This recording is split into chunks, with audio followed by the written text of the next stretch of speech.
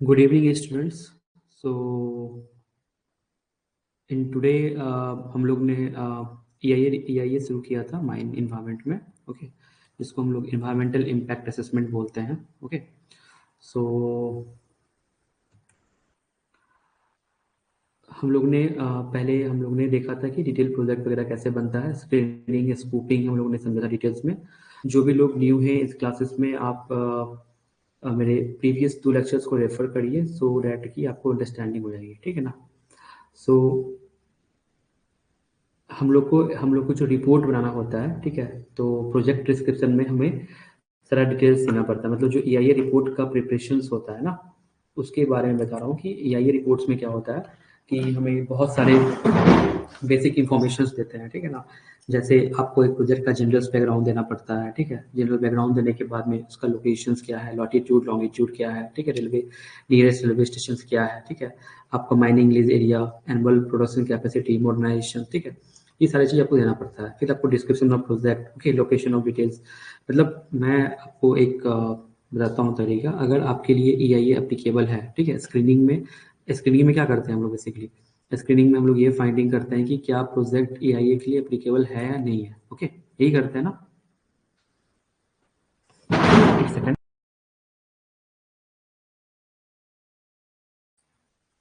Okay, मैं group में वो मैसेज दे दिया कि सभी लोग जानते हैं. तो हम लोग क्या होता है प्रोजेक्ट, मान लो आपको तो मैंने बताया है कि हमारा जो माइनिंग डिवीजन को 2 कैटेगरी बांटा है, category A and category B में बांटा है. ठीक है, तो इसमें क्या बोला है कि आपको less than equal to 50 hectare रहेगा फॉर नॉन कोल माइनिंग में, तो आपको कैटेगरी A में आता है. ठीक है, इस तरीके से आपको बांटा गया था. तो अगर मान लो कि लेटेस्ट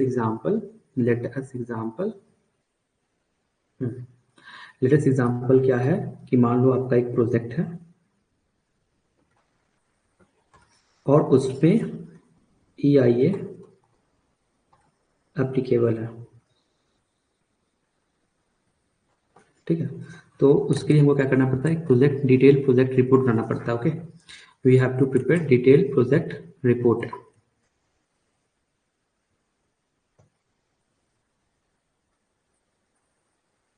ओके, तो उसमें बेसिकली आपको प्रोजेक्ट के डिस्क्रिप्शंस, लोकेशन डिटेल्स, ओके, आपका जो लैंड जो भी आपका स्केल होगा वो हम 1:5 स्केल में आपको एक पूरा डिटेल्स को बताना पड़ता है. लाइक लीजल एरिया, देन आपको जियोलॉजी बताना पड़ता है कि हमारा रीजनल जियोलॉजी क्या है, लोकल जियोलॉजी क्या है, क्वालिटी ऑफ रिसोर्स क्या रहेगा, रिजर्व क्या रहेगा. Okay, types of mining, open cast mining है या अंडरग्राउंड माइनिंग है. ठीक है, अंडरग्राउंड माइनिंग पूरा डिटेल्स आपको बताना पड़ेगा कि हमारा 30 ईयर्स का प्लान क्या है, 5th ईयर 10th ईयर हमारा वर्किंग प्लान टर्म का कैसा रहेगा. ठीक है, अंडरग्राउंड माइनिंग में डिपॉजिट ऑफ ओर, ये सारी चीज़ें आपको डिटेल्स में यहाँ बताना पड़ता है. इंक्लूडिंग ड्रिलिंग ब्लास्टिंग, मतलब ड्रिलिंग ब्लास्टिंग आप कैसे कर रहे हैं, एक्सकवेशन कैसे करेंगे. ठीक है, आपको इक्विपमेंट्स की डिटेल्स देना पड़ता है, मतलब general features like surface drainage pattern, okay, vehicular traffic density, verification and processing plant है तो उसके बारे में एक आपको डिटेल प्रोजेक्ट रेडी करना पड़ता है यहाँ पे. ओके, उसके बाद सिमिलरली इसमें हमें टाउनशिप एरिया क्या है, वाटर सप्लाई और इंफ्रास्ट्रक्चर क्या आप रखने वाले हैं, मैन पावर रिक्वायरमेंट्स इसमें चाहिए होता है. ठीक है, प्रोजेक्ट इम्प्लीमेंटेशन स्टेज में करना पड़ता है. ठीक है, ये सारा चीज़ आपको प्रोजेक्ट रिपोर्ट बनाने के बाद आपका EIA का नेक्स्ट स्टेप है कि एनालिसिस द अल्टरनेटिव्स. ठीक है, इस सबको डिटेल्स में जो मैं आपको PDF अपलोड कर दूंगा, ये आप डिटेल्स में इसको पढ़ लीजिएगा. ओके, मतलब EIA एक हमारा टॉपिक, जस्ट हमको एक इन्फॉर्मेशन जानना है कि उसमें क्या क्या टॉपिक्स हमारे कवर होते हैं और कैसे कैसे होते हैं. ठीक है, इतना डिटेल्स में जाने की जरूरत नहीं है, जस्ट आपको एक ओवरव्यू मालूम होना चाहिए. ओके, तो मैं तो आपको जो पढ़ा रहा हूँ समझ लो कि इंडिया में अगर कोई माइंड मैनेजमेंट अगर पढ़ा रहा है, अगर मान लो उसको 30 मिनट्स में ख़त्म कर देगा, तो हमने इसको यहाँ पर 3 लेक्चर्स ले रहा है EI को, पर्टिकुलरली फिर EI है, ताकि आपसे एक भी क्वेश्चन ना छूटे. Okay, understand. Hello Himanshu, hello Shamir. मेरी स्क्रीन विजिबल है आपको? कंफर्टेबली आप लोग मेरी आवाज़ सुनाई दे रहा है आपको? स्क्रीन विजिबल, ऑडियो ठीक है? एक बार चैट बॉक्स में कंफर्म कर देना. ओके, फिर हम लोग क्या करते हैं, एनालिसिस ऑफ अल्टरनेटिव्स, मतलब क्या क्या अल्टरनेटिव्स हमारे पास अवेलेबल हैं वो सारी डिटेल्स देखते हैं. लाइक जनरल हम देखेंगे कि हमारा यही प्रोसेस में मतलब क्या डिमांड्स है, मतलब एनर्जी मोड इफिशिएंटली है कि नहीं है, इनपुट एंड अल्टरनेटिव सप्लाई क्या कर सकते हैं, ठीक है ना। हम यहाँ पर जो भी हमें इम्पैक्ट्स आए हैं उसके आपको क्या करना है, अल्टरनेटिव ढूंढना है, ठीक है ना। जैसे इम्पैक्ट ऑफ ईच अल्टरनेटिव, मान लो अगर डस्ट होता है तो हम उसको कैसे मिटिगेट कर सकते हैं, मिटिगेशन मेजर्स ऑफ अल्टरनेटिव, ठीक है। ये सारे अल्टरनेटिव्स को हम लोग एक प्रोजेक्ट में हमको इसको इंक्लूड करते हैं, ठीक है।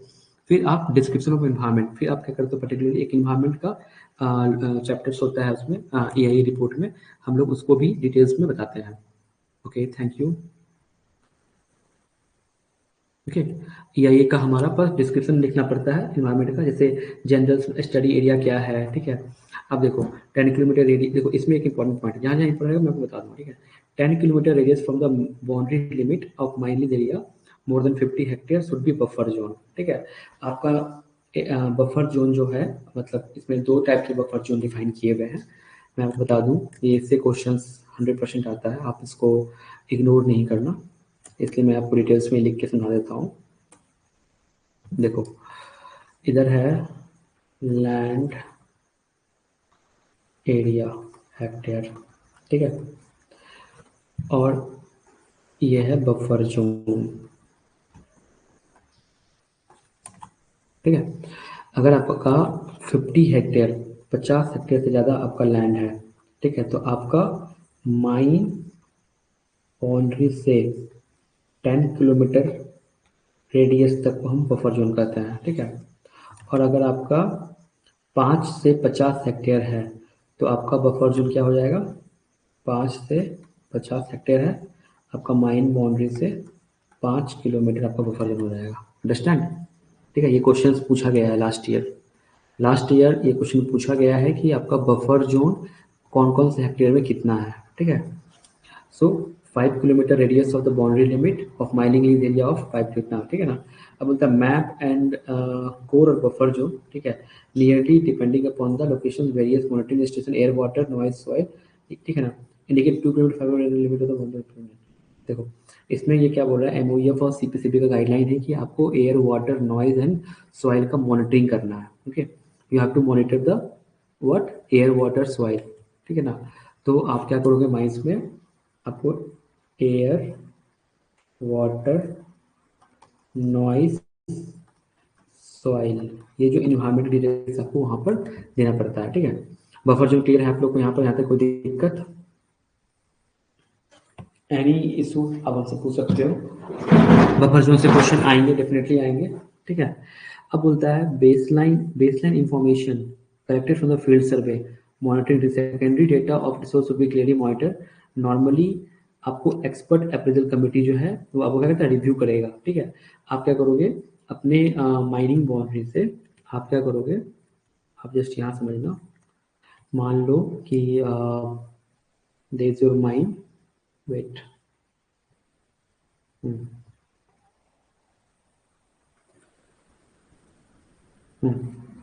मान लो कि आपका माइन बाउंड्री ये है, ठीक है। आप इसके 10 किलोमीटर रेडियस में वो क्या बोलते हैं, बफर जोन। अगर ये एरिया हमारा 50 हेक्टेयर से ज़्यादा है तो, ठीक है। अगर ये 5 से 50 होगा तो ये 5 किलोमीटर हो जाएगा, ठीक है। तो इसे क्या बोले हम लोग, बफर जोन बोलेंगे, ओके। तो यहाँ क्या करते हैं हम लोग, यहाँ पर आपको social impact assessment SIA study कराते हैं, ठीक है।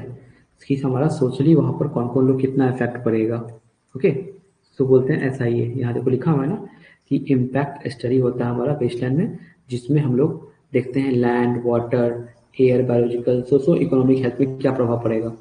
लैंड में अब आता है लैंड के बारे में, ठीक है। लैंड एनवायरमेंट में क्या देखोगे आप जाके, लैंड यूज कैसा है, लैंड कवर कैसा है, ठीक है।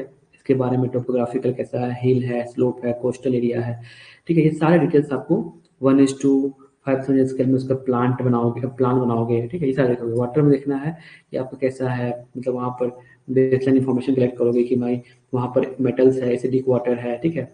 आपको वहाँ पर वाटर का पैटर्न कैसा हो जाना है, water consumption and source, water consumption कितना हो रहा है वहाँ पर, क्या सोर्स है वाटर का, ठीक है। Water consumption mine mostly afforestation verification, ये सारी चीज़ जितनी भी वाटर वहाँ से डेटा कलेक्ट करना है, ठीक है।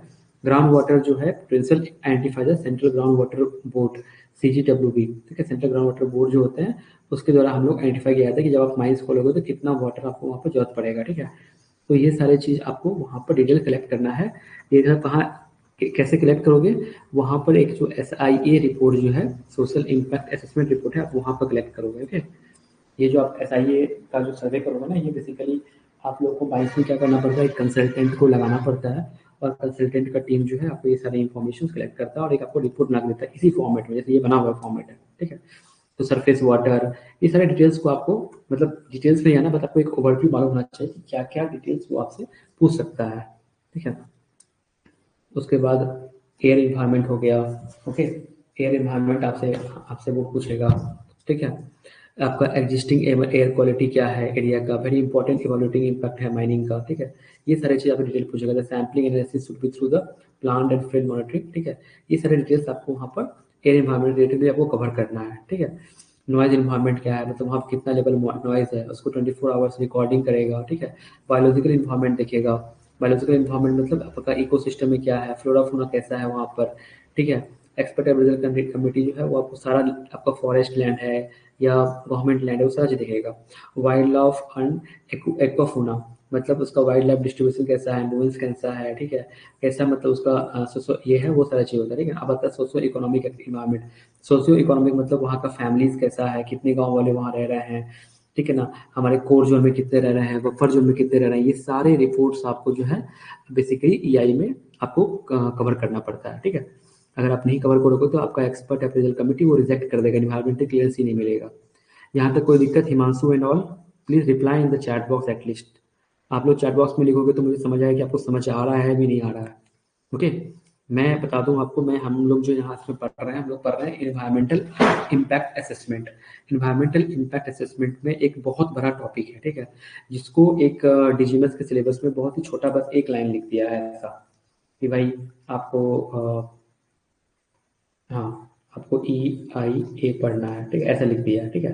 बट ये क्या बहुत वास्ट टॉपिक है, इसको मैं आपको जो पढ़ा रहा हूँ वो मैं एक ओवरव्यू जैसा पढ़ा रहा हूँ, ताकि आपको एक बेसिक चीज़ें जो हैं, जो आपको क्वेश्चंस पूछे जाएंगे रिलेवेंट टू एग्जामिनेशन, आपको पता रहे, ठीक है।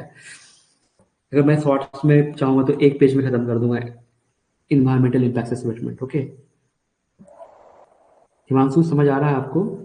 समीर, TR मौलिक, कोई डाउट यहाँ तक?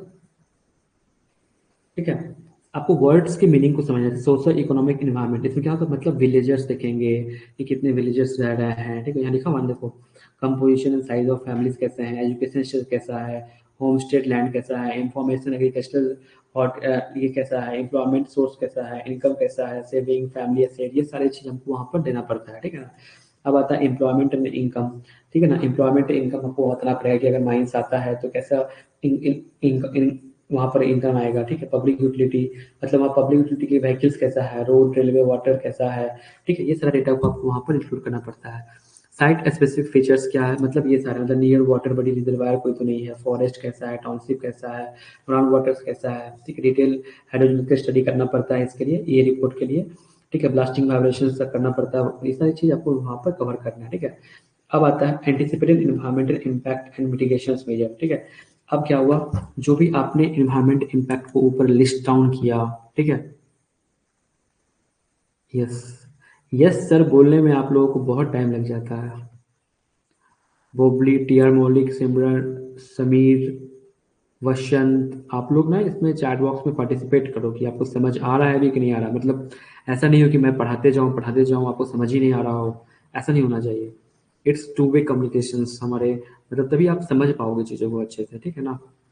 तो यहाँ पर आप देखोगे कि अब क्या हुआ, अभी तक जो हम लोगों ने देखा कि भाई ठीक है, हमने जो EIA इम्पैक्ट असेसमेंट जो हम लोगों ने किया, ठीक है, उसके बाद हमारा वहाँ पे जो भी इम्पैक्ट आया, ठीक है, जो भी इम्पैक्ट आया उसका मिटिगेशन मेजर कैसे करते हैं, ठीक है। अब देखो, अब क्या करते हैं, आपको पोटेंशियल इन्वायरमेंट इम्पैक्ट जो भी आपको आता है, मान लीजिए आपने बोला कि डस्ट है, फॉल ये है, मतलब वहाँ पर पेड़ कटेंगे, ठीक है।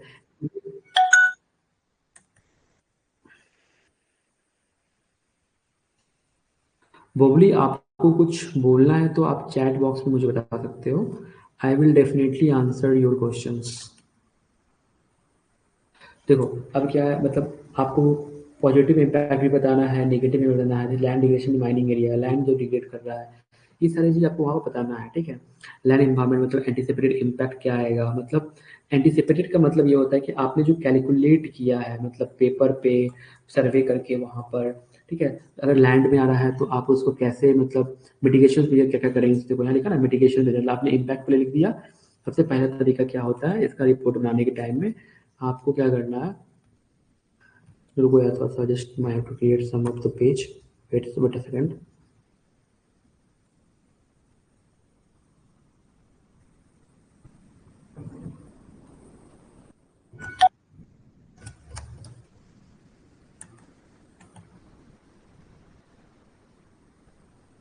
mitigations meaning, yes Himanshu, mitigations meaning, okay. देखो, वेरी गुड, आपने क्वेश्चन पूछा। मिटिगेशंस का मतलब क्या होता है, मान लो आप, मतलब हम लोग क्या कर रहे हैं बेसिकली, हम लोग इन्वायरमेंट इम्पैक्ट असेसमेंट कर रहे हैं। क्यों कर रहे हैं, क्योंकि हमको माइनिंग ऑपरेशन, समझना, हमको माइनिंग ओपन करने के लिए हमको इन्वायरमेंट क्लियरेंस चाहिए, ठीक है। इसको हम लोग शॉर्ट फॉर्म में बोलते हैं ईसी, ठीक है। ये हमको कौन देगा, MOEF, ठीक है। तो इसी को पाने के लिए गवर्नमेंट बोलता है, जो मैं आपको पढ़ा रहा हूँ ये ना, ये गवर्नमेंट का मैनुअल है, देखो जो मैं आपको ये पढ़ा रहा हूँ ये मैनुअल है, ठीक है ना, है ना, या ये guideline manual mining and minerals के लिए, माइनिंग एंड मिनरल्स के लिए, ठीक है। तो गवर्नमेंट बोलता है भाई आपको इसी तभी मिलेगा जब आप इन्वायरमेंटल इम्पैक्ट असेसमेंट करोगे, उसके बाद इसका इन्वायरमेंटल मॉनिटरिंग प्रोग्राम बनाओगे, ठीक है। और ईआई में दो पार्ट आता है, ईआई का दो पार्ट होता है, part one part two. Part one में क्या करते हैं, पहले हम लोग उसके इम्पैक्ट को लिस्ट डाउन करते हैं, उसके बाद उसका मिटिगेशन, ठीक क्वेश्चन पूछ रहा हूँ, मिटिगेशन मतलब क्या था, मतलब अगर मैं माइंस ओपन करूंगा तो वहां जो, जब मैं ओवी रिमूवल करूंगा तो वहां से डस्ट जनरेशन होगा, ओके। सो वो डस्ट जो जनरेट हो रहा है उसको मैं वाटर स्प्रिंकलिंग, अगर 8 घंटे का शिफ्ट अगर मैं 5 बार करवाऊं तो क्या होगा, डस्ट क्या होगा, सेपरेट होगा, सप्रेस होगा। तो उसको मिटिगेशन प्रोग्राम लिखना, मतलब कि how to control the listed impact या एंटिसिपेटेड इम्पैक्ट, जो आपने लिस्ट किया है, जो आपने सोचा है, उस इम्पैक्ट को कैसे कंट्रोल करेगा, that is known as mitigations, okay. अब आपने प्लान तो बना लिया भाई, मैं ऐसे ऐसे ऐसे ऐसे मिटिगेट करूंगा, उसको मॉनिटरिंग कैसे करना, तो यहाँ हमको पढ़ेंगे एनवायरमेंटल मॉनिटरिंग प्रोग्राम, हम उस चीज़ों को मॉनिटरिंग कैसे करेंगे। हिमांशु आपको समझ आया ये बात, मिटिगेशंस का मतलब, ठीक है, ठीक है। तो अब क्या है ना, हम लोग ने लैंड किया तो एंटिसिपेटेड इम्पैक्ट को क्या करना है, लिस्ट डाउन कर देना। अब देखो मिटिगेशन कैसे करना है, compensation, rehabilitation, displacement of people, आपको वहाँ से लोगों को हटाना है, ठीक है, कंपनसेट करना है, implement adequate protection conservation plan, top soil को कैसे कंजर्व कर सकते हैं, मतलब उसको जब हम माइनिंग करेंगे उसको निकाल के अलग रख दिया जाएगा, segregation of waste based environment, ठीक है, ये सब करना है। During the planning stage identification of waste top soil should be, ऐसा करना है, ठीक है। इनपिट डंपिंग, ये सारे जो पार्ट है ना, run off water of mine drainage बनाना पड़ेगा, ओवरडन डंप को स्टेबलाइजेशन करना पड़ेगा, बायोलॉजिकल रिकमेंडेशन करना पड़ता है उसके लिए, नेचुरल ड्रेन्स नाला, ये सारी चीज़ बताना पड़ता है, रन ऑफ ओर और स्टॉक पाइल, ये सारी चीज़ हमको वहाँ पर बताना पड़ता है। फॉलोइंग और the impact of the soil के इम्पैक्ट के लिए हमको ये सारी चीज़ें करनी पड़ेंगी, ओके। अब आता है वाटर इन्वायरमेंट। ये पहले लैंड इन्वायरमेंट में क्या करेंगे, पहले हम लोगों ने इम्पैक्ट बताया, फिर हम उसको कैसे कंट्रोल करेंगे वो बताया। कंट्रोल कैसे करेंगे, लोगों को वहाँ से मूव आउट करेंगे, उसको कंपनसेशन देंगे, उसको अच्छा घर बना के देंगे, ठीक है। वो सारा हम लोग पढ़ेंगे, हमारा सिलेबस में ही है। लैंड एक्वाजिशन एक्ट, ये हमको पढ़ना है, ठीक है। उसको फुल फॉर्म बोलते हैं right to fair land acquisition and RNR rehabilitation act, ठीक है। अब वैसे वाटर में भी हम लोग क्या करेंगे, इम्पैक्ट हम लोग पहले लिस्ट डाउन करेंगे, कॉपन कास्ट से हमारा एसिड ड्रेनेज होगा, क्या होगा, ठीक है। उसके बाद इसको मिटिगेशन प्रोग्राम बनाएंगे, regional surface water, ground water movement को मॉनिटर करेंगे, सरफेस इनफ्लो मूवमेंट करेंगे, ठीक है। ये सारे हम उसका मिटिगेशन प्रोग्राम है। देखो ये क्या रिटेंशन वॉल है, ठीक है। यू सी हियर कि हमारा जो डंप है, ये जो डंप है, दिस इज द डंप, ये हमारा, यहाँ पर हम लोगों ने क्या किया है, एक रिटेंशन वॉल बना के रखा है, ओके। ताकि ये जो हमारा फॉरेस्ट लैंड है, देखिए ये जो हमारा फॉरेस्ट लैंड है, ये मटेरियल यहाँ नहीं चले जाए, ओके।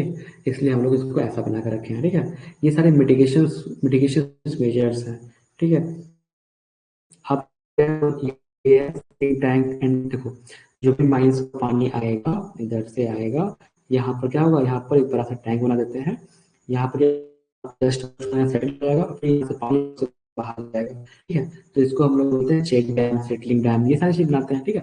हम लोग को सेंट्रल ग्राउंड वाटर बोर्ड से परमिशन भी लेना पड़ता है कि भाई हम इतना वाटर निकालेंगे, उसको ऐसे हम लोग प्लान करेंगे कि हमारा एयर पोल्यूशन नहीं है। और इसको हम लोग को वाटर मैनेजमेंट प्लान जो है हर 5th 10th to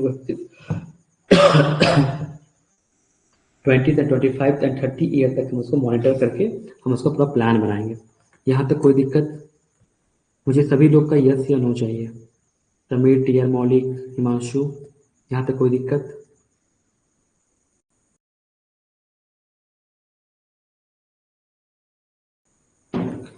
very good, very good. No sir, no sir, no sir. इसका मतलब आप लोग को समझ आ रहा है, ठीक है। जब आप लोग को ये सारी चीजें समझ आती है ना, सबसे ज्यादा खुशी मुझे होती है कि चलो ठीक है, मैं जो पढ़ा रहा हूँ वो एक वर्थ हो रहा है, ठीक है। और देखो अगर लाइन बाय लाइन पढ़ना होगा ना तो आप इसको खुद से पढ़ सकते हो, ठीक है, नॉलेज पर्सन।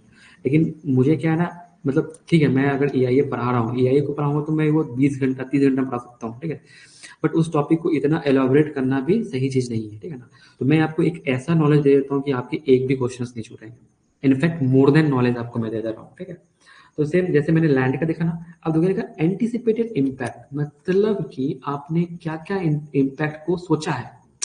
एक्चुअली हम क्या कर रहे हैं, हम बार बार बताता हूँ, हम लोग इन्वायरमेंटल इम्पैक्ट असेसमेंट कर रहे हैं। क्यों? क्योंकि हमको इन्वायरमेंट क्लियरेंस मिल जाए, किससे?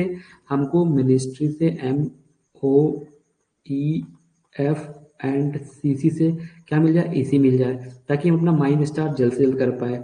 अब इन्वायरमेंटल इम्पैक्ट असेसमेंट क्या होता है, माइंस खुलने से पहले होता है। अब माइंस खुलने से पहले होगा तो क्या करोगे आप, तो बैठ के ब्रेनस्टॉर्मिंग ही करोगे ना कि भाई क्या क्या इम्पैक्ट आ सकता है।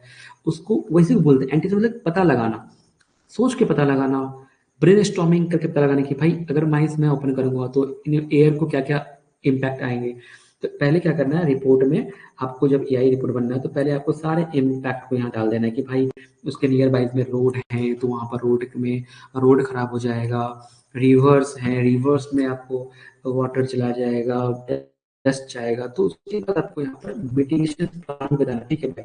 अगर मैं ये सारा चीज इन्वायरमेंट को लॉस कर रहा हूँ तो मैं इसको paved surface, prevalent spillage of material, paved subject during the material transportation, मतलब मैं तारपोलिन लगा के मटेरियल ट्रांसपोर्टेशन करवाऊंगा ताकि वहां पर कोई दिक्कत नहीं हो। Minimise mud and dust track out, ठीक है, आपको डस्ट वगैरह कम यूज करेंगे। Speed control of vehicle movement, vehicle movement का स्पीड कंट्रोल करेंगे। रिडक्शन ऑफ विंड, विंड करेंगे, ठीक है। ये सारा चीज हम लोग केमिकल प्लांटेशन करेंगे। देखो जैसे ये देखो, plantation of side of mining road, hall road के चारों तरफ क्या कर रहे हैं आप, हम लोग क्या कर रहे हैं, प्लांटेशन कर रहे हैं। ये क्या, what is this, this is a plantation, okay. So that कि हमारा डस्ट जो है यहीं पर ट्रैप हो जाए, यहीं ट्रैप में, यहाँ पर गाड़ी चलेगा तो यहीं पर ट्रैप हो जाए, ओके। उसके बाद स्पीड कंट्रोल करेंगे। देखो इसको कैसे करते हैं, हम लोग पहले क्या करेंगे, जनरेशन और डेटा कलेक्शन करेंगे। कैसे? बेस एयर क्वालिटी, ठीक है, metrological data and emission sources, ठीक है। उसके बाद क्या करेंगे, इसमें हमको 3 चीज करना पड़ता है। SPM मतलब, तो इसका फुल फॉर्म ये डीजी में से पूछेगा, सस्पेंडेड पार्टिकुलर मैटर, इसको बोलते हैं SPM। SO2 कितना है, नॉक्स कितना है, ठीक है। इसमें क्या करेंगे, meteorology data, hourly data, wind rose diagram, और इसे आपको पता करेंगे। फिर आइडेंटिफिकेशन। कौन?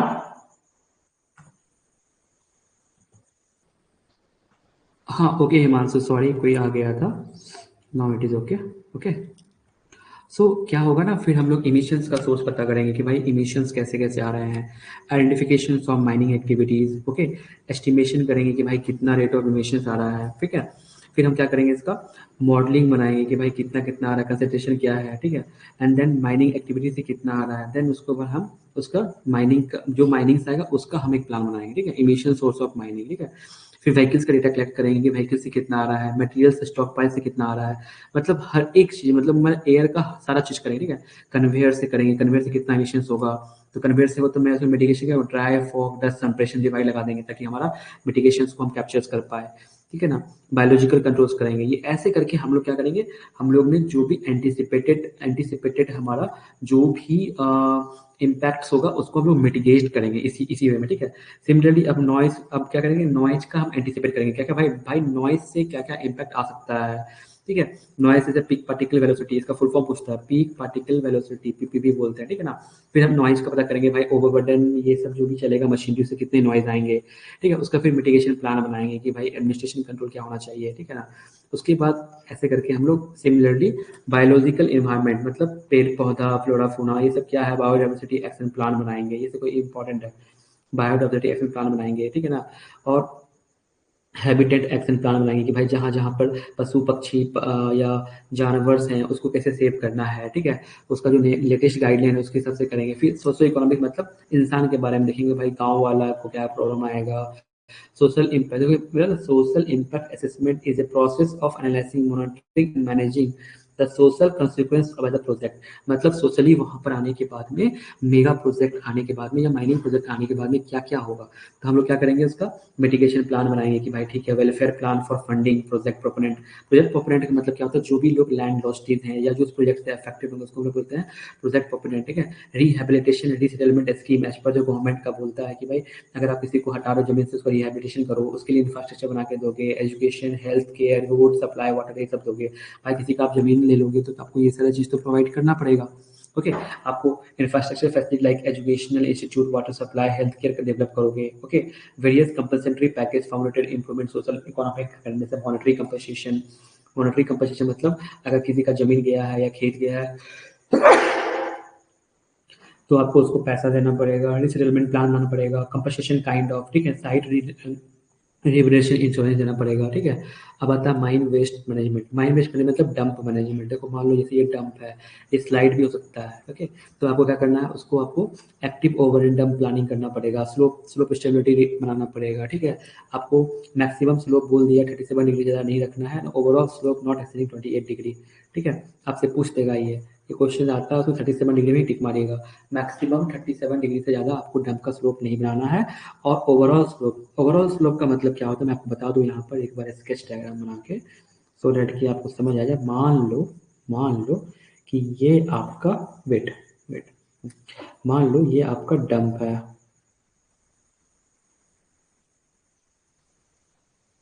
ठीक है।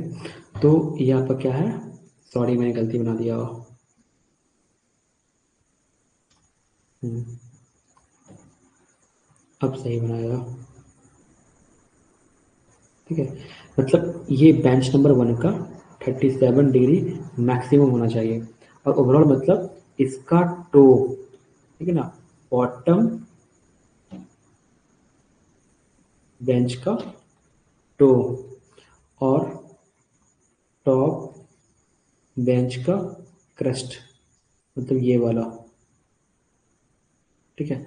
जब दोनों को आप मिलाओगे, जब आप दोनों के बुलाओगे, इसको ऐसे यहाँ से मैं मिलाता हूँ ऐसे करके, ठीक है। और ये हॉरिजेंटल से मिलेगा, इसका जो एंगल है ये 28 डिग्री से ज़्यादा नहीं होना चाहिए, ठीक है। मेरे हिसाब से आपको ये समझ आ गया होगा मैं क्या कहना चाह रहा हूँ, ठीक है। आपको external term inbuilt term planning करना पड़ेगा, ठीक है ना, ओवर टर्म प्लानिंग करना पड़ेगा। और उसके बाद आपको उसका सरफेस प्लान बनाना पड़ेगा। पूछेगा सरफेस प्लान कितना बनाना है, तो 1:5000 इसका रिप्रेजेंटेटिव फैक्टर होगा, ठीक है। इसमें बोला 5th year 10th year 15th year 20 मतलब देखो हमेशा 30 साल का है, बोलोगे कि माइनिंग लीज जो होता है वो 30 साल के लिए दिया जाता है, ठीक है। इस तरीके से आपको बनाना पड़ेगा, ठीक है। हाँ भाई आपने तो, ठीक है, आपने तो भाई माइंस का एंटिसिपेट कर लिया कि क्या क्या उसमें प्रॉब्लम आ सकते हैं, इन्वायरमेंटली क्या प्रॉब्लम आ सकते हैं, ओके। अब एक इसमें आता है पॉइंट कि ठीक है भाई आपने ये जो देख लिया इन्वायरमेंटली क्या क्या प्रॉब्लम आएंगे, ठीक है।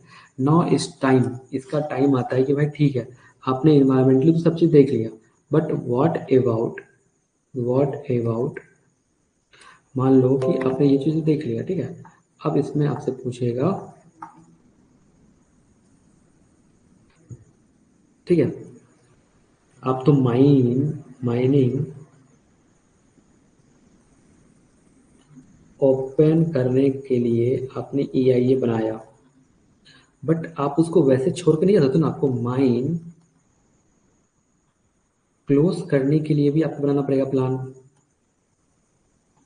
उसको बोलते हैं MCP, माइन क्लोजर प्लान, ठीक है। माइन क्लोजर प्लान के दो पार्ट होते हैं। कितने पार्ट होते हैं? दो पार्ट होते हैं। एग्जामिनेशन पॉइंट ऑफ व्यू के लिए इंपॉर्टेंट है। एक होता है प्रोग्रेसिव माइन क्लोजर प्लान और दूसरा होता है फाइनल माइन क्लोजर प्लान, ठीक है। अब बता दिए भाई, अब मैं पहला बताता हूँ कि what is progressive mine closure plan, ठीक है। देखो, प्रोग्रेसिव माइन क्लोजर प्लान मतलब ये होता है कि मान लो आप ये ग्राउंड था, ठीक है ना, what is this is surface level, ठीक है। आपने क्या किया, आप लोग सब लोग माइनिंग वाले हो, ठीक है, मेटल हो चाहे कोल हो, सबके लिए सेम होता है, ठीक है। आपने क्या किया, यहाँ पर एक बॉक्स कट बनाया, ठीक है। फिर यहाँ पर आपने क्या किया, बॉक्स कट बनाया, फिर उसको आप डेवलप करोगे ऐसा, ठीक है, बेंच बनाओगे, ठीक है, ऐसे डेवलप करोगे, ठीक है। ये सारे चीज़ आपको डेवलप करना है, ऐसे डेवलप करना है, ठीक है। और जब जब डेवलप करोगे तो आप इसका जो ओवरबर्डन ये निकालोगे, कहाँ रखोगे, ये इसके ऊपर रखोगे, कहीं पर रखोगे, डम बना के रखोगे, ठीक है। तो अभी जो ये वॉइड क्रिएट हो रहा है, आपको पैरेलली इसको भरना भी है, ठीक है? इसको भरोगे भी, आप इससे भरोगे भी, ठीक है। तो ये क्या हो रहा है, ये क्या हो रहा है कि माइंस आगे की ओर बढ़ रहा है और हम पीछे उसका बैकफिल भी करते आ रहे हैं। क्या करते आ रहे हैं? बैकफिलिंग भी करते आ रहे हैं। तो इसी को बोलता है प्रोग्रेसिव माइक्रो प्लान। और फाइनल माइक्रो प्लान होता है जब माइंड का एंड में जब हम लोग पहुंच जाते हैं, तब उसको हम लोग बोलते हैं फाइनल माइक्रो प्लान, ठीक है ना। सो इसमें बोलते हैं कि माइनिंग क्लोजर प्लान जो है ये मोस्ट इंपॉर्टेंट एक्टिविटीज है माइनिंग प्रोजेक्ट के लिए। टेक्निकल और इन्वायरमेंटल सोशल हमको सभी तरीके से सोच के इसको करना पड़ता है। माइनिंग क्लोजर क्राइटेरिया होता है फिजिकल स्टेबिलिटी, ठीक है, फिजिकल स्टेबिलिटी, केमिकल स्टेबिलिटी, ये सारी चीज़ों के बारे में आपको EIA रिपोर्ट में दर्शाना पड़ता है। भाई ठीक है, मैंने माइनिंग क्लोजर प्लान किया तो इसको इस डिटेल में हम करते हैं, ठीक है। तो ये सारे, ठीक है ना, ये सारे जो टॉपिक मैंने आपको पढ़ाया, तो इसको बोलते हैं EIA रिपोर्ट, ठीक है। आप जब ये बना दोगे तो आपका ये EIA रिपोर्ट कंप्लीट हो जाएगा, ठीक है ना। अब मैं आपको दिखाऊंगा flow chart of EIA report, ठीक है ना, flow chart of EIA। Just for a minute, I am showcase your flow chart. देखो, ये जो आप देख रहे हो यहाँ पे, ये हमारा है EIA का फ्लो चार्ट, ओके। देखो, सबसे पहले क्या होता है, हम लोग EIA क्यों लेते हैं, हम लोग इन्वायरमेंटल क्लियरेंस का एक पहला पार्ट होता है आपको EIA बनाना, इन्वायरमेंटल इम्पैक्ट असेसमेंट, ओके। पहले क्या होगा, application of environmental and screening from the submitted by applicant, ठीक है। आप जमा करोगे, उसके बाद आप में आपको वहाँ पर क्या आएगा कि भाई ठीक है, आपने आपने एप्लीकेशन सबमिट कर दिया, देन स्क्रीनिंग होगा कि आपके लिए EIA अप्लीकेबल है कि नहीं है। तो EIA की जो गाइडलाइन आया है कि 50 हेक्टेयर्स और जो 150 हेक्टेयर्स कोल के केस में ज़्यादा होता है तो उसके लिए EIA अप्लीकेबल होता है। 5 हेक्टेयर से कम होता है तो उसके लिए नहीं होता। ये सब जो है आज पर गाइडलाइन आपको जाना पड़ेगा।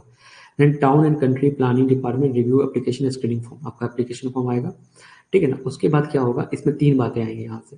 पहला, नॉट फिजिबल, मतलब आपको प्रोजेक्ट फिजिबल नहीं है तो पहले से यहाँ से आपका रिजेक्ट हो जाएगा, ठीक है।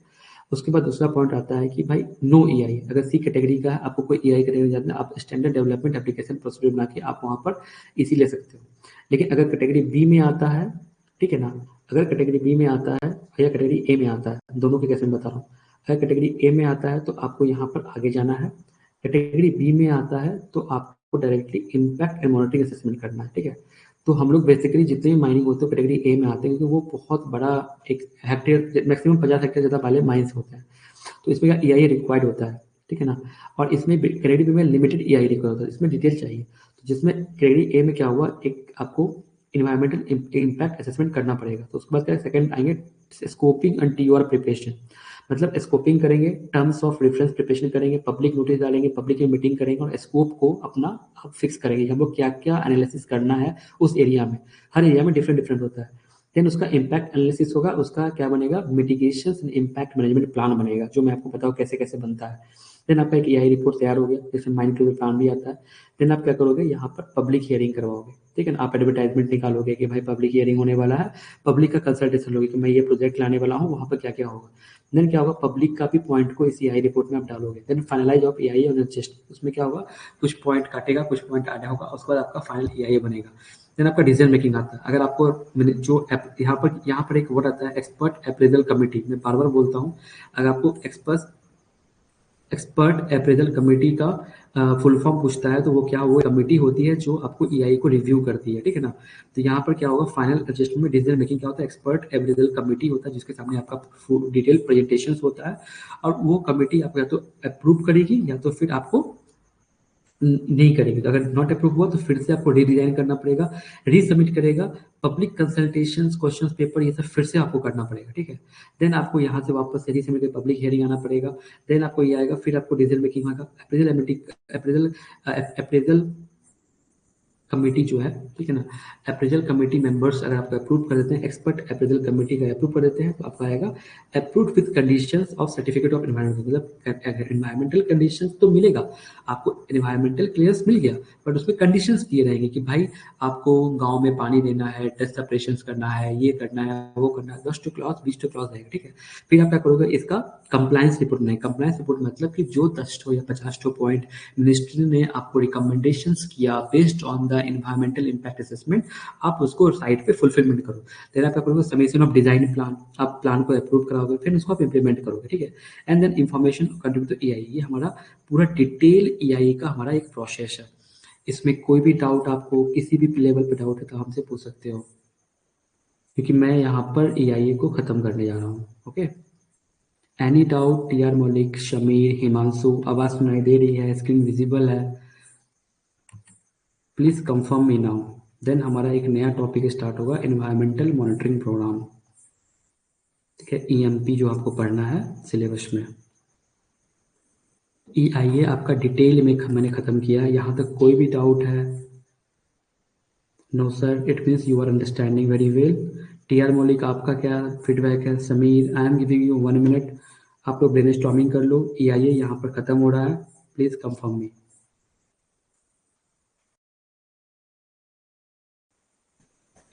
ओके, सो आपको कोई डाउट इसमें नहीं है? ओके, ठीक है।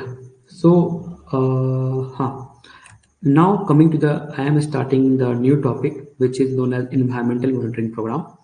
तो आपको मैं यहाँ पर समझा दूँ कि भाई ठीक है, मेरे को इन्वायरमेंटल क्लियरेंसेस चाहिए था, जिसके लिए मैंने इन्वायरमेंटल इम्पैक्ट असेसमेंट किया। इन्वायरमेंटल इम्पैक्ट असेसमेंट में हमें इन्वायरमेंटल क्लियरेंस ग्रांट हुआ विथ कंडीशंस, ठीक है। अब इस कंडीशंस का एक्शन प्लान बनेगा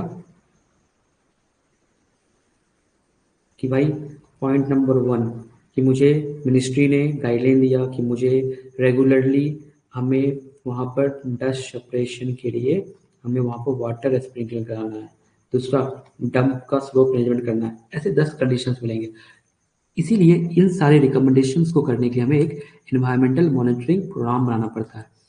ये भी एक रिपोर्ट की तरह होता है, जो हमारा ये इसी का पार्ट होता है, ठीक है। तो इसमें हमें कैसे करना पड़ता है, तो मैं आपको इसको डिटेल बताता हूँ, ठीक है ना। Now coming to the detail part, ठीक है। इन्वायरमेंटल मॉनिटरिंग प्रोग्राम में हम आज लगभग 20 मिनट्स पढ़ाएंगे। उसके बाद इसमें एक लेक्चर और लगेगा, तो हमारा इन्वायरमेंटल मॉनिटरिंग प्रोग्राम भी खत्म हो जाएगा।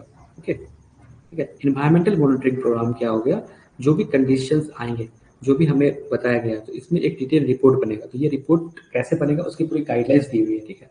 देखो, in general this chapter should be included mitigations measure followed, मतलब क्या क्या फॉलोड करना चाहिए। It should include the technical aspect of monitoring and effectiveness of mitigation measure, मतलब हमें टेक्निकली कैसे उसको मॉनिटर करना है, कैसे इसको इम्प्लीमेंट करना है, with the help of measurement methodology, data analysis, report scheduling, emergency procedure, detailed budget and procurement experience। मतलब इसमें हम लोग ने डिटेल बजटिंग भी करना है कि भाई ठीक है, मुझे ये सारे काम करने हैं तो मुझे इतने पैसे लगेंगे, ठीक है, ये सारा चीज़ होगा, ठीक है।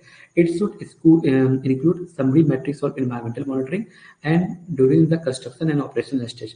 मतलब कि जब माइंस खुल रही होंगी, मतलब pre operationalization stage, operationalization stage and closure stage के अंदर में हम एनवायरमेंट को कैसे मॉनिटर करेंगे, कैसे वो सारे जो मिटिगेशन प्रोग्राम जो मैंने डिसाइड किए हैं कि ठीक है, मैंने जो इम्पैक्ट एसेस एंटिसिपेटेड किया था उसको मुझे सही करने के लिए सो एंड सो एक्टिविटीज करनी पड़ेगी, तो उनकी डिटेल्स में यहाँ पर पढ़ेंगे, ठीक है ना। Requirements of monitoring and facility or their on-site installation, frequency and location of parameters monitoring, ठीक है। Computations of analysis of data, comparison of baseline data, ठीक है। Plantation monitoring program, ये सारे चीज हम लोग इसको करेंगे, ठीक है ना। हमारा जो गाइडलाइन है उस गाइडलाइन के हिसाब से हम सारा हजारस वेस्ट जो है फॉर्म 3 में हम लोग देते हैं, हजारस वेस्ट मैनेजमेंट हैंडलिंग, जितने भी transportation rule activity like slope failure जो है, स्लोप फेलियर में regular frequency of mechanism establish करेंगे कि भाई हम सो एंड सो फ्रीक्वेंसी में मैं स्लोप को मेजरमेंट करूंगा। Should be carried out examine slope stability, mine faces, overburden, stock pile, possible slope failure, modern slope failures, observation should be made, regularly checking of the erosion of file black, ये सारे चीज हम लोग slope failure में करेंगे। आता है drainage में, ठीक है। ड्रेनेज में आता है the effectiveness of drainage system depending on the proper cleaning, drainage हो रहा है नहीं, रेगुलर चेकिंग करेंगे कि भाई कहीं ब्लॉक तो नहीं हो गया है, settling of accumulation of loose material, कोई लूज मटेरियल तो नहीं है, drain should be checked, okay. हम लोग वहाँ पर डैमेज लाइनिंग, स्टोन पिचिंग हम लोग करेंगे, ठीक है ना। ये सारे जो पॉइंट हैं हमारे, पॉइंट कैसे पॉइंट है कि क्या क्या हम मॉनिटर करेंगे, ठीक है। कोई डाउट यहाँ पर आप हमसे पूछ सकते हो, ओके। सो सिमिलरली हम लोग ब्लास्टिंग इफेक्ट देखेंगे भाई, ठीक है, हम लोग ब्लास्टिंग हो तो रेगुलर टेस्टिंग करेंगे, इंस्पेक्शन करेंगे ब्लास्टिंग ऑपरेशन का, work zone should be carried out with the respect noise, fly, rock throw, vibration, dust, fume generation, ये सारे को हम लोग रेगुलरली मॉनिटरिंग करेंगे, ठीक है भाई, कुछ खराब नहीं हो जाए ब्लास्टिंग की वजह से, ठीक है ना। Green vegetation, green belt development, देखो ये बहुत इंपॉर्टेंट यहाँ क्वेश्चन पूछता है, मतलब हमको ग्रीन बेल्ट डेवलप करना होता है, ठीक है ना। Green belt develop very good every year. Post plantation should be really check the every season. Plantation require data like हमारा area under plantation कितना है, period of plantation कितना है, types of plantation, tree species, grass, types of plant sampling, different area में कितना हमने किया है, interval of water क्या है, pre mining condition, post mining condition, survival rate क्या है, इस तरह से हमारा प्लांटेशन करेंगे। फिर हम लोग वाटर क्वालिटी मॉनिटरिंग करेंगे, ठीक है। वाटर क्वालिटी मॉनिटरिंग के अंदर में हम लोग उसका सस्पेंडेड पर्टिकुलर्स देखेंगे, ठीक है, जैसे एयर क्वालिटी मॉनिटरिंग करेंगे, ऑक्यूपेशनल हेल्थ सेफ्टी मॉनिटरिंग करेंगे, ठीक है। ऑक्यूपेशनल हेल्थ सेफ्टी मॉनिटरिंग में हमारा डीजीएमएस का जो गाइडलाइंस होता है, रिस्पायरेबल टेस्ट का, वर्क प्लेस का, उसको फॉलो करना है। एनवायरमेंटल मैनेजमेंट सेल, ये इंपॉर्टेंट एक्स्ट्रा मार्क्स से क्वेश्चन पूछता है। हम लोग environmental management cell should be coordinate with the general public regulatory authority local administration environmental performance करने के लिए, ठीक है ना। एनवायरमेंटल को परफॉर्मेंस करने के लिए हमें एनवायरमेंटल मॉनिटरिंग मैनेजमेंट सेल भी बनाना होता है, ठीक है ना। The plan of environmental monitoring selected the important parameters should work out, ठीक है ना। हमें एनवायरमेंटल मॉनिटरिंग के लिए हमको इंपॉर्टेंट पैरामीटर्स डेवलप करना है, लेबोरेटरी सेटअप करना है, एक्शन प्लान बनाना है, application of environmental EMP environmental monitoring program के लिए एक्शन प्लान बनाना है, ठीक है ना। बजट एनवायरमेंटल आपको डिसाइड करना पड़ेगा, monitoring quality of water, noise, occupational health system, ये सारे चीज को आपको यहाँ डिफाइन करना पड़ेगा, ओके। कोई डाउट है यहाँ तक?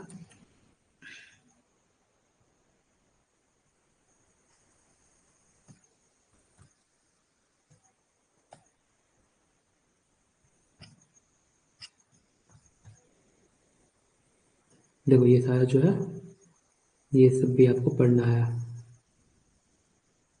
एसिड माइन ड्रेनेज आपको पढ़ना है, ठीक है ना। सब्सिडेंस, ठीक है ना। एनवायरमेंटल मैनेजमेंट प्लान, ठीक है, ईएमपी। आपको एनवायरमेंटल मैनेजमेंट प्लान भी बनाना पड़ता है, ठीक है ना। आपको ये भी आपके सिलेबस का पार्ट है, मैं आपको सब दिखा देता हूँ, एक मिनट।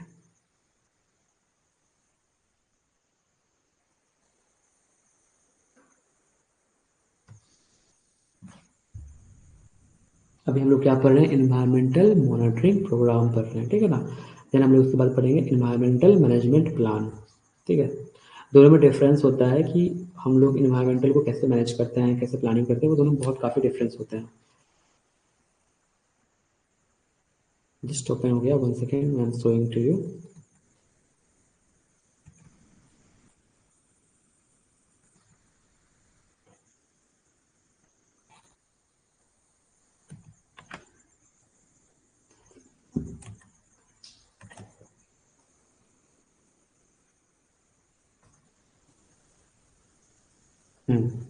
देखो हम लोग अभी इन्वायरमेंटल इम्पैक्ट असेसमेंट पर है, ठीक है। इन्वायरमेंटल इम्पैक्ट असेसमेंट में ही हमारा आता है इन्वायरमेंटल मॉनिटरिंग प्रोग्राम, ठीक है। और उसके बाद हमें एक सेपरेटली पढ़ना पड़ता है इन्वायरमेंटल मैनेजमेंट प्लान, ठीक है। ये हमको एक डिटेल में आपको पढ़ाई करना है, ठीक है, जो हम लोग नेक्स्ट लेक्चर में स्टार्ट करेंगे, ठीक है ना। हमारा EIA यहाँ पर खत्म हो जाएगा, देन हम लोग नेक्स्ट लेक्चर में इन्वायरमेंटल मैनेजमेंट प्लान को स्टार्ट करेंगे, ठीक है ना। इसमें हमारा एसिड वाटर ड्रेनेज ये सारा चीज़ आपको आ जाएगा, ठीक है ना। इसमें कोई दिक्कत नहीं है। नेक्स्ट आपको मैं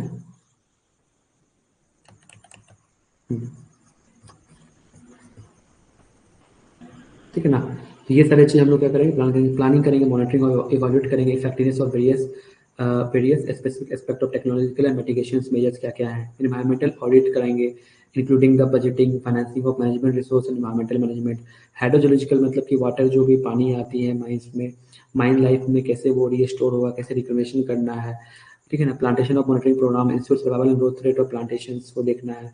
evaluation and analysis of data करना, monitoring and implementation of progressive and post mining closure including financial and other aspect, the plans of monitoring of worker जैसे जो वर्कर वहाँ पर उसकी कैसे करना थी, ये सारी चीज़ हमें हमें एनवायरमेंटल मैनेजमेंट प्लान में हमें कंसीडर करना पड़ता है, ठीक है। ठीक है, कोई डाउट यहाँ पर हिमांशु रविंद्र प्रसाद? ओके, तो ये सारी डिटेल्स हम लोग करेंगे तो हमारा ये EIA कंप्लीट होगा, ठीक है। एडिशनल स्टडीज जो होता है, जैसे मान लो आइडेंटिफाइड बाय द प्रोपोनेंट, मतलब कोई प्रोपोनेंट मतलब प्रोजेक्ट प्रोपोनेंट ने रखा कि मतलब क्या, तो वहाँ पर एडिशनल स्टडी कर सकते हैं, like item identify the regulatory authority, को आपको गवर्नमेंट ने बोल दिया कि ये करना है, ठीक है। Identify the public and stakeholder, आपको बोल दिया कि भाई EMPI रिपोर्ट में वो भी करना पड़ता है। देन आपको एक बनाना पड़ता है risk analysis and disaster management plan, ठीक है। ये हमारा EIA का पार्ट होता है। Risk is all about the prevention of accident and take about necessary state what happening. The main objective of preparation of disaster management plan of mining plant include to protect the worker from mine accident, ठीक है, to prevent reduce incident of severity and to response immediately, okay. ये सारी चीज़ हमको करना पड़ता है, ठीक ना। इसमें हमको ड्रिलिंग का रिस्क देखना पड़ता है कि ड्रिलिंग फेज कैसा चल रहा है, फेज स्टेबिलिटी लोडिंग का हमको करना पड़ता है, स्लो फेल्यूर पिट का फेल्यूर के लिए हम लोग को डिजास्टर मैनेजमेंट प्लान बनाना पड़ता है, फ्लाई रॉक एंड वाइब्रेशंस नहीं उसके लिए बनाना पड़ता है, ठीक है। ये सारा जो भी हमारा रेगुलेशन DGMS बोलता है फुल्ली हमको अडॉप्ट करना है, ये भी हमारा EIA और इसी का पार्ट है। The major risk associated mining area, drilling, slow failure, fly rock vibration, storage, explosive toxic fumes and water irrigation and advance subsidence, ये सारा हमारा मेजर रिस्क होता है, ठीक है ना। Advantage of risk analysis include analysis इसलिए होता है कि हम systematic identification of credible risk scenario, frequency of failure mode and fatality consequences, estimation of the each event frequency, हमें कैसे कैसे करना है वो सारा चीज़ हमें डिटेल मालूम चलता है। Qualification of major individual risk annual पर ऑपरेशन, टेक्नोलॉजिकल हजार्ड्स हम लोग क्या करते हैं पहले ही क्या क्या होना होने ब्लास्टिंग से, जैसे हमारा जो operator ground vibration, excessive fly rock fume, noxious CO, NO, NO2, NH3 gas जो निकलता है, ये सारा हमारा ग्राउंड फॉल है, ये सारा क्या हजार्ड्स के नाम लिखे हुए हैं, operational injury, fatality, drilling, rock bolting, ठीक है, ग्राउंड फॉल, रॉक प्लच, ये सब हमारा हजार्ड्स के नाम लिख दिए यहाँ पर। ये सारे का आपको रिस्क असेसमेंट करना है कि भाई ये सारी चीज़ अगर होता है तो आप कैसे इसको रिस्क कवर करोगे, ठीक है ना। इसको ये सब हमारा डिजास्टर मैनेजमेंट प्लान होना चाहिए, ठीक है ना। अब आता है माइन डिजास्टर मैनेजमेंट प्लान हम कैसे बनाते हैं, ठीक है। ये भी स्टार मार्क कर दो, हमारा सिलेबस का पार्ट है, ओके, और EIA का भी पार्ट है हमारा ये, okay, very good, you are understanding. So a disaster is देखो इसका डेफिनेशन भी पूछ सकता है। Disaster is a catastrophic event in which the personal working is affected area immediately plan into the chaotic situation which demand their immediate rescue, medical and social cause of restoration of property, ठीक है ना। Mine disaster management plan formulation by the management करता है। A detail disaster management handling emergency includes, ये कैसे क्या क्या emergency करेगा, identification and assessment of major credible risk, पहले से मालूम रहेगा मुझे क्या क्या रिस्क हमारे माइंड्स में है। Anticipated at particular work place like slow failure, subsidence, fragmentation, fire, toxic hazards, flammable gas explosion, inhalation, ये सारी चीज़ों को पता रहेगा, ठीक है ना। Setting up emergency response organisation including key person of mind, आप एक क्या करोगे इमरजेंसी रिस्पांस प्लान बनाओगे, EPR जिसको बोलते हैं इमरजेंसी रिस्पांस प्लान, ERP, ठीक है। मतलब अगर कोई भी ऐसा इमरजेंसी आता है तो कौन लोग पहले एक्ट करेंगे, कौन लोग बाद में एक्ट करेंगे, ये सारे डिटेल्स हम लोग को यहाँ इंक्लूड करना पड़ता है। Emergency action plan, implementation procedure, emergency response, personal scenario, emergency warning, ये सारा चीज़ डिटेल करना पड़ता है। Detail safety measures to prevent accident disaster, ठीक है। Emergency notification, sending warning, identification of lining stakeholder, setting up permanent organisational completion agency, ये करना पड़ता है, ठीक है ना। माइन रेस्क्यू रूल जो है 1985 जो कोलमैन रेगुलेशन, ये सारी चीज़ को हम लोग को फॉलो करना पड़ता है। Natural resource conversation and rehabilitation resettlement हो, ठीक है ना। ये सारा चीज़ भी हमको पार्ट, ये सोशो इकोनॉमिक का पार्ट होता है कि भाई रिहेबिलिटेशन और रिसेटलमेंट प्लान भी हमको बनाना पड़ता है डिटेल में, कि भाई अगर हम लोग किस डिटेल अगर हम लोग करते हैं तो क्या क्या हमें इसमें करना है, ठीक है ना। इसके बाद प्रोजेक्ट बेनिफिट्स रिपोर्ट्स भी हमें सबमिट करना पड़ता है कि भाई अगर हम लोग माइंस खोलते तो हमारा प्रोजेक्ट से लोकल पर्सन को क्या बेनिफिट्स होगा, ठीक है ना। उसके बाद आपको एनवायरमेंटल मैनेजमेंट, ये थोड़ा बड़ा टॉपिक है, इसमें 2 लेक्चर्स मिनिमम लगेंगे ही। आपका एआईए एनवायरमेंटल मॉनिटरिंग प्रोग्राम, ये सारा डिटेल्स आपका कवर हो गया है इस लेक्चर में, ठीक है। एनी डाउट रविंद्र हिमांशु, यहाँ तक कोई डाउट है बता दो आप मेरे को। मैंने बहुत डिटेल्स में चीज़ों को कंप्लीट किया है, सो आपको पता होना चाहिए सारा चीज़, ठीक है। आई डोंट बिलीव कि इंडिया में इतना डिटेल्स में कोई कंप्लीट किया होगा, ठीक है। ये मैनुअल्स, ये सब सारा जो आपको मैंने पढ़ाया है, ठीक है।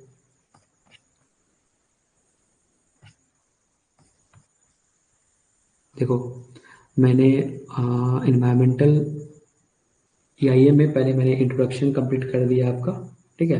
देन प्रोजेक्ट डिस्क्रिप्शन कैसे कैसे लिखना है वो मैंने बता दिया, ठीक है। एनालिसिस ऑफ अल्टरनेटिव, ठीक है ना। Description of environment, impact analysis mitigation measure आपका कंप्लीट हो गया, ठीक है। देन हमारा इन्वायरमेंटल मॉनिटरिंग प्रोग्राम कंप्लीट हुआ। एडिशनल स्टडीज क्या क्या करना पड़ेगा, अगर कोई प्रोजेक्ट और गवर्नमेंट अथॉरिटीज बोल देता है तो ऐसा नहीं है इसको आप इग्नोर कर सकते हो, आप बनाना पड़ेगा। प्रोजेक्ट बेनिफिट्स आपका ये ज़्यादा तक कम है, ठीक है। एनवायरमेंटल कॉस्ट एनालिसिस करना है कि भाई वो आने से क्या क्या होगा। देन हमारे चैप्टर 10 पढ़ना है एनवायरमेंटल मैनेजमेंट प्लान, ठीक है। देन हमारा ये चैप्टर ईआईए और ईएमपी प्रॉपर तरीके से क्लोज हो जाएगा। Okay okay, you are good sir. Okay, so जैसा कि आपको पता है कि मैं सारे लेक्चर्स के बाद में एक आपका फीडबैक लेता हूँ, जिसको आपको 1 से 10 के स्केल में आपको रेटिंग करना पड़ता है। तो अगर आपको ये अच्छा लगा, मतलब अगर आप सेटिस्फाइड हो इस लेक्चर से, तो आप रेट कर दो 1 से 10 के बीच में। Okay, thank you so much. So please rate fast in the scale of 1 to 10। देखो बाबू, ये याद करना नहीं है, आपको मैंने समझाया, आप मेरा लेक्चर वापस से रिपीट होके देख लोगे ना, आपको ऑटोमेटिकली याद हो जाएगा। 2 बार रिवीजन कर लोगे और बुलेट बुलेट पॉइंट लिख लोगे तो आपको इमिडिएटली याद हो जाएगा, ठीक है ना। So rate this class in the scale of 10।